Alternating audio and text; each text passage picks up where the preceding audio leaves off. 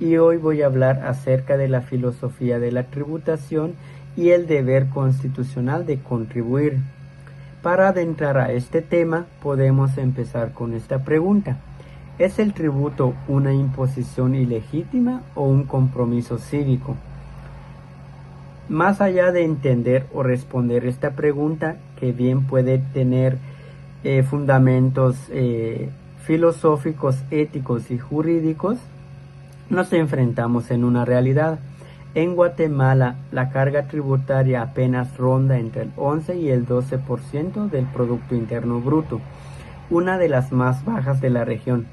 Sin embargo, el ciudadano promedio no percibe el pago de impuestos como una inversión, sino como una imposición ilegítima alimentada por la percepción de la corrupción y la desconfianza hacia las instituciones públicas. Y para contextualizar, el problema central de nuestra investigación radica en identificar los fundamentos éticos y jurídicos que nos permiten entender la coacción hacia una responsabilidad cívica compartida. Filosóficamente hablando, nos apoyamos con el autor Rousseau en su libro Contrato Social, donde básicamente nos dice que nosotros los ciudadanos cedemos una parte de nuestra libertad a cambio de protección y orden, y no pagamos impuestos solo porque la ley lo mande, sino porque, como dice el otro autor, Rawls, en una sociedad justa debemos buscar siempre la equidad y donde las desigualdades solo se permiten si benefician a los más desfavorecidos. Nuestra Constitución respalda el deber de contribuir, pero a su vez pone límites al Estado a través de sus principios de legalidad y no confiscatoriedad. Esto garantiza que el Estado no puede disponer arbitrariamente de la propiedad privada. Por otro lado, aunque la SAT ha implementado herramientas digitales para facilitar la recaudación tributaria, esta recaudación ha sido frágil y una de las más bajas de la región. Y también los ciudadanos y los empresarios se ven reacios con el cumplimiento de la obligación. Esto se debe a la poca confianza que se tiene a las instituciones públicas, que muchos dicen que se ha convertido en una burocracia inservible, y consecuentemente los ciudadanos sienten que su aporte, es decir, el pago de los impuestos, no retornan en servicios públicos de calidad. El marco teórico de la teoría tributaria entabla todos los fundamentos filosóficos, jurídicos y sociales acerca de las diferentes filosofías de los autores de la tributación, en el cual el principal elemento es el contrato social. Es un intercambio que se da entre el Estado y el ciudadano para obtener mejores servicios. Algunos autores hablan desde su perspectiva del tema de los tributos, como Thomas Hobbes, que los ciudadanos ceden recursos a cambio de protección y estabilidad. John Locke, que no hay tributo legítimo sin una ley previa que lo sustente. Y Jean-Jacques Rousseau, los impuestos deben servir para el bienestar de toda sociedad. También podemos hablar de la justicia retributiva de Rawls, en el cual el sistema tributario debe corregir las desigualdades económicas, que no solo se justifican si mejoran la situación en los menos aventajados. La naturaleza jurídica del tributo quiere decir el tema del principio de legalidad, que no hay tributo sin una ley previa que lo establezca, que el Estado ejerce una autoridad para exigir el cumplimiento tributario, en el cual unos autores como Richard tiene una clasificación de los tributos en impuestos, contribuciones especiales y tasas. La equidad horizontal y la equidad vertical. Esto quiere decir que la equidad horizontal aplica en que entre las personas tienen igual cantidad de contribución con igual ingreso, y la equidad vertical, a mayor ingreso, mayor contribución. Esto se contempla como una justicia distributiva en la tributación. En nuestro marco constitucional hay varios artículos que mencionan cómo fundamentar el sistema tributario guatemalteco, como el artículo 135, 243, 239, el artículo 38 y el artículo 244. Para una mejor transparencia tributaria, hablemos de este círculo vicioso. Mayor transparencia, mayor confianza. Y esto da un mejor cumplimiento, da mejores servicios y una mayor transparencia de todos los recursos. Y en conclusión, podemos mencionar que la tributación moderna abarca abarca el equilibrio entre el poder del imperio del Estado y los derechos fundamentales del ciudadano, donde la ética fiscal y la transparencia son los únicos puentes que garantizan la sostenibilidad del sistema.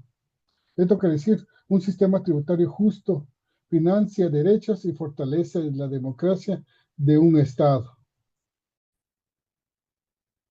Muchísimas gracias, Roberto. Bueno, vamos a continuar con lo que es el marco jurídico, que, bueno, el marco jurídico básicamente son las normas que regulan los impuestos y el deber que tenemos los guatemaltecos en contribuir en Guatemala, esto pues, por medio de los impuestos.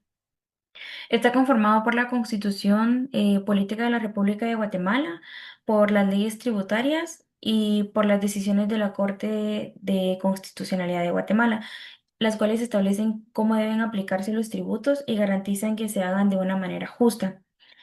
En el caso de la Constitución Política de la República de Guatemala, como bien vemos en estos dibujitos, el artículo 135 indica que contribuir a los gastos públicos es un deber de todos los ciudadanos. El artículo 239, que ya lo hemos visto en clase, habla sobre que no se puede o sea, no se puede cobrar un impuesto si no existe una ley que la ampare, porque pues esto nos protege de que no se cobren impuestos que no están pues regulados en la ley. El artículo 243 señala que los impuestos deben ser justos y no confiscatorios. Y pues en resumen esto demuestra que el pago de impuestos no es opcional, sino que es una obligación que tenemos pues todos nosotros con el país. En cuanto a la legislación ordinaria en materia tributaria, pues estos son principios que, em, que se aplican, bueno, son principios que se aplican en leyes como el Código Tributario de Guatemala, que regula la relación entre el Estado y los contribuyentes y define la obligación tributaria. También existen leyes específicas como impuestos, perdón, que es el IVA, el ISR y también otros que están destinados pues a, a otro tipo de gastos. Para eso existen los impuestos que son directos y los indirectos. Ahora, pues quiero mencionar que fue el último dibujito que yo puse acá, que bueno, en la empresa en donde yo trabajo actualmente realizamos importaciones pues de manera regular, o sea, muy seguido.